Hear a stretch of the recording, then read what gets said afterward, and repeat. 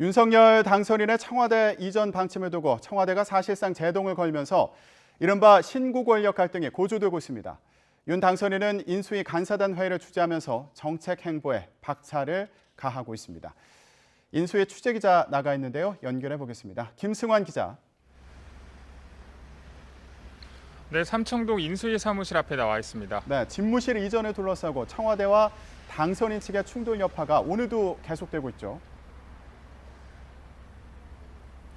네, 현재 청와대가 새 정부의 대통령 집무실 이전 방침에 사실상 제동을 걸게 되면서 청와대와 윤석열 당선인 측의 신경전이 계속되고 있는 모습입니다.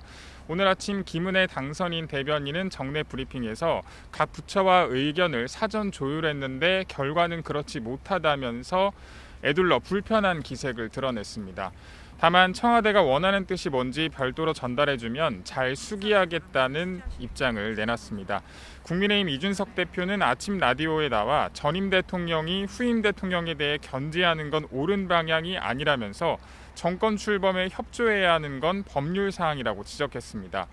이에 대해 박수현 청와대 국민소통수석은 이전 자체를 반대하는 게 아니라 안보 공백이 우려되는 점이 있으니 머리를 맞대 해결해보자는 취지라고 해명했습니다.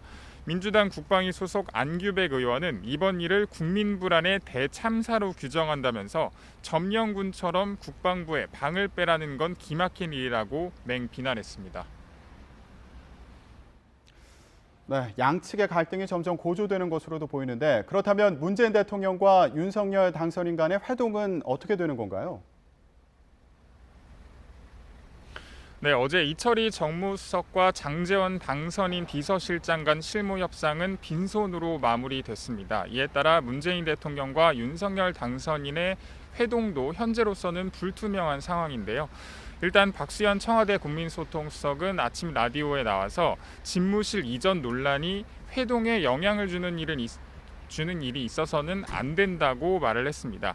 그러면서 당선인이 필요한 게 있으면 얼마든지 대통령에게 말할 수 있고 대통령도 협의하지 않겠느냐고 덧붙였는데요.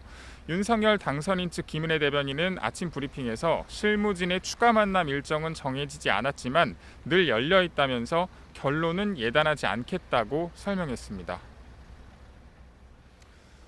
네, 이번에는 윤석열 당선인 일정 좀 짚어보겠습니다. 조금 전에 저희가 생중계로 전해드렸는데요.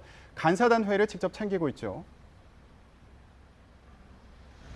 네, 윤석열 당선인은 이번 주부터 주 2회 직접 회의를 주재하면서 현안을 챙길 예정입니다. 조금 전 생중계에서 보셨다시피 인수위 간부들과 당선인 참모들이 모두 참석한 가운데 간사단 회의를 현재 주재하고 있습니다. 윤석열 당선인은 모두 발언에서 현재 코로나19 확산세가 정점이 아니라면서 새 정부가 출범해 즉각 시행할 수 있는 방역 체계를 과학적 기반에 따라 준비하고 소상공인 자영업자 손실보상 방안에 대해 구체적인 프로그램을 만들어달라고 요청했습니다.